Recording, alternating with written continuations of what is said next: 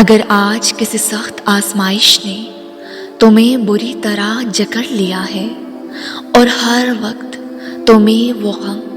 مایوس کرتا رہتا ہے، نماز میں، دعا میں، قبولیت کے اوقات میں تم صرف ایک ہی تمنا، ایک ہی خواہش کو بار بار اس رب سے مانگتے ہو، لیکن یاد رکھنا کہ وہ اللہ تمہیں کچھ نشانیاں قرآن میں بتاتا ہے کہ اگر اللہ تمہاری مدد کرے تو کوئی تمہیں شکست نہیں دے سکتا، اور اگر وہ رب تمہیں چھوڑ دے تو کون ہے جو تمہاری مدد کو آئے گا؟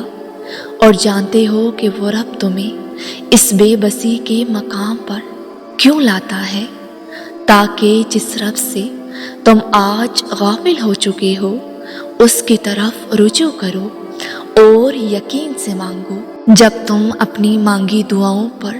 یقین کرنا سیکھ جاؤ گے نا، تو ہر وہ خواہش جو آج تمہیں ناممکن سی لگ رہی ہے وہ ممکن ہو جائے گی۔ اس یقین کی اتنی طاقت ہے نا کہ جو چیز تمہارے نصیب سے بہت دور ہے اسے بھی حاصل کر لو گے۔ اس آزمائش کو اپنی خوش نصیبی سمجھو، کیونکہ وہ رب تمہیں اپنے پاس لانا چاہتا ہے، اور جب تم رب کو پا لیتے ہو نا تو پھر یہ کیسے ممکن ہے کہ تم اپنی زندگی سے مایوس رہو؟ تمہاری ہر مشکل، ہر سوال، ہر دعا، ہر دکھ کا علاج اس رب کے پاس ہے۔ تم ٹوٹ مت جانا، وہ رب تمہیں خود پکار کر کہتا ہے کہ میں تمہیں اتنا عطا کروں گا کہ تم خوش ہو جاؤ گے۔ اور اگر آج تم بری طرح اپنی خواہش کو لے کر بکھر چکے ہو، تمہارا دل بے چینی سے ان نشانیوں کی تلاش میں ہے کہ کوئی ایسی نشانی، کوئی ایسا اشارہ ملے جس سے دل کو تسلی ملے، اس بے چین زندگی کو سکون ملے۔ جو دعائیں مانگی، جو سجدے کیے، وہ قبول ہوئے یا نہیں؟ تو سنو، جس دعا اور جس سجدے کی بات تم کرتے ہو نا کہ سجدہ کیا اور اللہ کو منا لیا، وہ کوئی عام سجدہ نہیں ہوتا، وہ غافلوں والا سجدہ نہیں ہوتا، وہ سجدہ ہوتا ہے دل کے جھکاؤ کے ساتھ، وہ سجدہ ہوتا ہے توبہ کا سجدہ، وہ سجدہ جس میں اپنی پچھلی ساری زندگی پر ندامت کا اظہار ہوتا ہے، اپنی خطاؤں کا اقرار ہوتا ہے، وہ سجدہ جس میں آئندہ زندگی میں اصلاح کا عزم ہوتا ہے، وہ جس میں اس کی محبت کی التجائیں ہوتی ہیں، آنسوں سے تر دعائیں ہوتی ہیں، تو پھر وہ رب مان جاتا ہے۔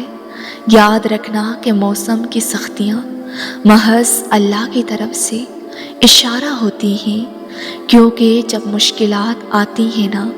تو اللہ اپنی رحمت کی گٹاؤں کو تم پر برساتا ہے، اور جب تم پر ممکنات کے سب دروازے بند ہو جاتے ہیں تو غیب کی وہ کھڑکیاں کھلتی ہیں جو تمام زمینی رکاوٹوں کو بے اثر کر دیتی ہیں۔ وہ قرآن میں کہتا ہے کہ حقیقت یہ ہے کہ ہم نے انسان کو پیدا کیا اور اس کے دل میں جو بھی خیالات آتے ہیں ہم ان سے خوب واقف ہیں، اور اللہ ایسا نہیں کر سکتا کہ مومنوں کو اس حالت میں چھوڑے رکھے جس حالت میں آج تم مبتلا ہو۔ وہ رب اگر تمہارے دل میں کسی چیز کا خیال پیدا کر رہا ہے تو یہ اس بات کا واضح اشارہ ہے کہ وہ تمہاری دعاؤں کے پورا ہونے کے بہترین وسیلے بنا چکا ہے، اور قبولیت کے یہ ذریعے صرف اس کے ایک کن کے محتاج ہیں۔ تمہارا اللہ سے یوں تڑپ کر مانگنا اور یقین کو قائم رکھتے ہوئے انتظار کے سجدوں میں اسے منانا پسند آ جاتا ہے نا، تو غرض کوئی بھی ہو وہ عطائیں بڑی کمال کی کرتا ہے۔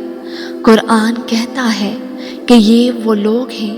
جن کے دلوں میں اللہ نے ایمان کو ثبت کر دیا اور ایک روح عطا کر کے انہیں ایک قوت بخشی۔ یاد رکھو کہ جس طرح ایک چراغ دوسرے چراغ کو روشن کرتے ہوئے اپنی روشنی نہیں کھوتا، بالکل اسی طرح اس کے آگے جھکنا تمہاری روح کو اللہ کے نور سے منور کر دیتا ہے۔ تم رکے بغیر اپنی دعاؤں کا سلسلہ جاری رکھو، کیونکہ رب کے در کا فقیر ہی مقدر کی بادشاہی کو پا لیتا ہے۔